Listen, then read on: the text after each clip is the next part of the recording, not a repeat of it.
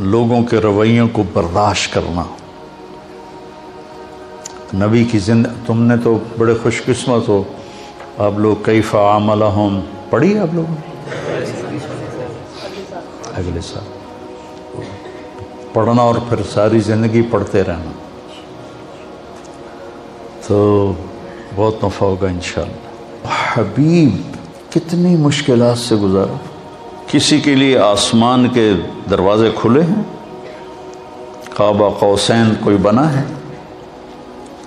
اور نیچے پتھر پڑ رہے ہیں, احد میں دان ٹوٹ رہے ہیں. عتبہ بن ابی وقاص نے پتھر مارا. سعد بن ابی وقاص کا سگا بھائی وہ ادھر اور سعد عشرہ مبشرہ ادھر, اور شکست ہو چکی تھی. اور ابو بکر, عمر, علی, سعد بن ابی وقاص, طلحہ, زبیر اور ابو دجانہ اور عباد بن بشر اور عبادہ بن صامت, نعمان بن حارثہ, ان لوگوں نے آپ کو گھیرے میں لیا ہوا تھا. اور جتنے تیر آ رہے تھے ان کا سامنا طلحہ کر رہے تھے, آگے ہاتھ کر دیتے تھے. ان کا یہ ہاتھ ساری زندگی کے لیے شل ہو گیا تھا, ساری زندگی. عتبہ بن ابی وقاص نے پتھر اٹھایا اور مارا زور سے.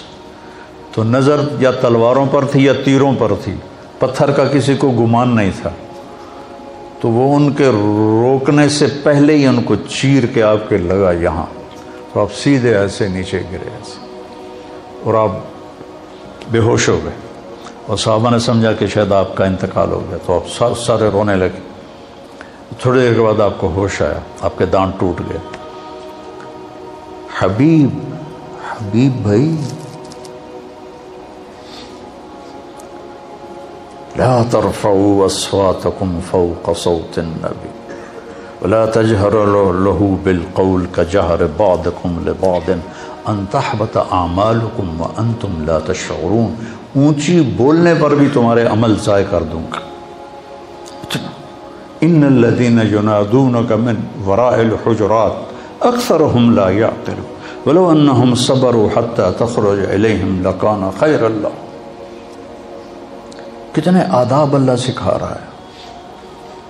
اور کہیں یا محمد نہیں کہا, یا آدم اسکن انت وزوجک الجنہ, یا نوح اہبط بسلام منا, یا ابراہیم قد صدقت الرؤیا ما تلک بیمینک یا موسیٰ, یا داود انا جعلناک خلیفہ, یا عیسی مریم انت قلت للناس.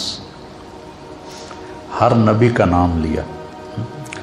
اپنے شیخ سے پوچھو کہ عربی معاشرت میں نام لینا یہ کم درجہ ہے اور کنیت سے پکارنا اعلیٰ درجہ ہے. ابا فلاں, اور جس کا کوئی بیٹا نہیں ہوتا تو اس کو ابا عبداللہ کہتے ہیں, یا ابا عبداللہ, یا اما عبداللہ. کنیت سے پکارنا عزت ہے, نام سے پکارنا برابری ہے. اللہ نے باقی نبیوں کو نام سے پکارا اور اپنے حبیب کو کسی جگہ یا محمد نہیں کہا. یا ایھا النبی, یا ایھا الرسول, یہ تو احترام ہے اور یہ لاڈ ہے, پیار ہے. یا ایھا المزمل, یا ایھا المدثر. کوئی آدمی رات کو چادر میں لپٹا سو رہا ہو تو اسے مزمل کہتے ہیں. کوئی دن کے وقت چادر میں لپٹا ہوا سو رہا ہو تو اسے مدثر کہتے ہیں. اور جو جس کیفیت میں ہو اس کیفیت کے ساتھ اس کو پکارنا یہ اظہار محبت ہوتا ہے. قم یا ابا تراب. آپ کہا کرتے تھے کہ پوری دنیا کے مل جانے سے زیادہ مجھے محبوب ہے جو میرے نبی نے مجھے ابو تراب کہا. قم یا ابا تراب. اب بے ہوش ہو گئے, آپ کو ہوش آیا تو انہوں نے کہا یا رسول اللہ, ان کے لیے دعا کر, ان کے لیے بد دعا کریں. تو کتنا گرم ماحول تھا, ان کے لیے بد دعا کریں. تو ہم نے کہا اللہم اہد قومی فإنہم لا یعلمون. اس وقت بھی آپ کی رحمت اتنی چھائی تھی. پھر طلحہ نے آپ کو اٹھایا اور دوڑ لگائی. پیچھے قریش دوڑے آپ کو پکڑنے کے لیے. تو جب وہ سر پہ چڑھ آئے تو آپ کو اتارا, بٹھایا. آپ تو کھڑے بھی نہیں ہو سکتے تھے. اور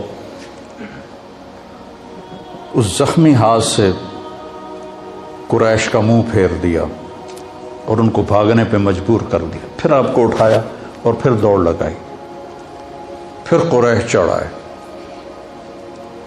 پھر آپ نے ان کو بٹھایا، طلحہ نے آپ کو بٹھایا اور پھر ان پر پلٹ کے حملہ کیا اور ان کا منہ پھیر دیا، اور پھر آپ کو اٹھا کے دوڑ لگائی۔ قریش پھر چڑھ کے آئے، پھر اپنے اللہ کے نبی کو زمین پر بٹھایا اور پھر پلٹ کے ان پہ حملہ کیا۔ اتنے میں احد پہاڑ قریب آ چکا تھا، تو وہ واپس لوٹے تو پھر ان کو لے کے پہاڑ پر چڑھے، تو وہ آپ نہیں چڑھ سکے، اتنے زخمی تھے۔ تو طلحہ رضی اللہ تعالیٰ عنہ ایسے ہو گئے، ایسے، اور آپ کو نا اپنی کمر پہ بٹھایا اور پھر کھڑے ہوئے، تو آپ اس غار کے منہ تک پہنچ گئے، تو پھر آپ نے ایسے رینگتے ہوئے آپ غار کے اندر داخل ہوئے، اور وہ پتھر تھا، میں نے اس کو دیکھا، اس کے ساتھ نفل پڑھے، آپ نے اس کے ساتھ ٹیک لگائی تو وہ پتھر نرم تکیے میں تبدیل ہو گیا، نرم تکیے میں تبدیل ہو گیا۔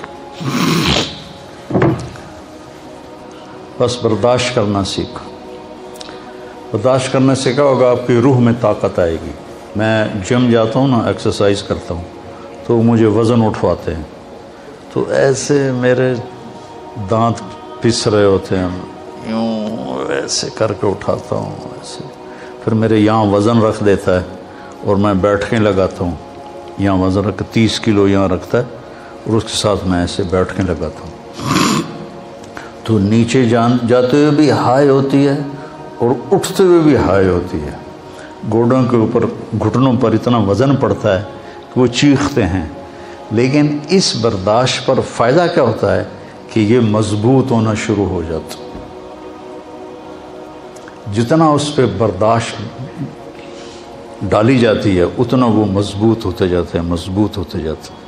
تو جب آپ لوگوں کے خاص طور پر گھر میں ماں باپ، بھائی بہن اور خاص طور پر بیوی، جب آپ ان کے رویوں کو برداشت کریں گے تو آپ کی روح میں ایک طاقت پیدا ہوگی، ہائے ہائے تو نکلے گی، جیسے میں وہ وزن اٹھاتا ہوں تو ہائے ہائے نکلتی ہے میری، اور پھر پیاس لگتی ہے بہت سخت، وہ حالانکہ میں گھر سے پانی پی کے جاتا ہوں، لیکن پھر تھوڑی دیر کے بعد میں کہتا ہوں پانی لاؤ، پانی پینا پڑتا ہے، تو وہ پیاس لگتی ہے، لیکن اس کا فائدہ لوٹ کے آپ کو ہوتا ہے، آپ کی صحت اچھی ہو جاتی ہے، آپ کے مسئلے اچھے ہو جاتے ہیں، آپ صحت مند رہتے ہیں۔ بیماری تو تقدیر ہے، اس کو تو کوئی ٹال نہیں سکتا ہے، لیکن آپ کے صحت مند ہونے کا راستہ ہے وزن کو برداشت کرو۔ یہ جو تھا نا گاما پہلوان، گاما کا نام سنا؟ گاما غلام محمد عرف گاما، یہ تھا ورلڈ چیمپئن، اس وقت رستم زمان کہتے تھے۔ اس نے 1913 میں انگلینڈ میں، امریکہ کا پہلوان تھا 7 فٹ کا، اور گامے کا قد تھا 5 فٹ 6 انچ، 5 فٹ، مجھ سے بھی چھوٹا قد تھا اس کا، تو اس نے اس کو اٹھا کے پٹخ دیا تھا۔ پہلے جب وہ مقابلے کے لیے آیا تو جو تھے نا جج، انہوں نے اس کو ریجیکٹ کر دیا کہ تیرا قد بہت چھوٹا ہے، تو اتنے بڑے پہلوان سے کہاں لڑے گا؟ انہوں نے کہا میں چیلنج کرتا ہوں، چیلنج میں تو پھر وہ یا قبول کرے یا پھر ہار مانے۔ تو پہلے دن کشتی ہوئی تو برابر پہ چھوٹ گئی، اور دوسرے دن اس نے اس کو 1 منٹ میں اٹھا کے پٹخ دیا، 30 من کا پتھر اٹھا کے 1 فرلانگ چلا تھا، 30 من، 30 سیر نہیں کہہ رہا ہوں، 30 کلو تو میں بھی اٹھا لیتا ہوں، 30 من کا پتھر اٹھا کر 1 فرلانگ چلا، اور وہ پتھر بڑودہ انڈیا کے عجائب گھر میں آج بھی پڑا ہوا ہے۔ تو برداشت کرنے سے جسمانی صحت بھی ٹھیک رہتی ہے، اور برداشت کرنے سے روحانی صحت بھی ٹھیک رہتی ہے۔ اس لیے جیسے بچے کو بولنا سکھاتے ہیں، بڑوں کو کہتا ہوں چپ رہنا سیکھو، چپ رہنا سیکھو۔ وہ ایک لڑکا تھا نا ادھر کا، اسلام آباد کا، جس نے کوئی 55 منٹ مجھ سے بات کی تھی ٹیلی فون پر، اور بہت خرافات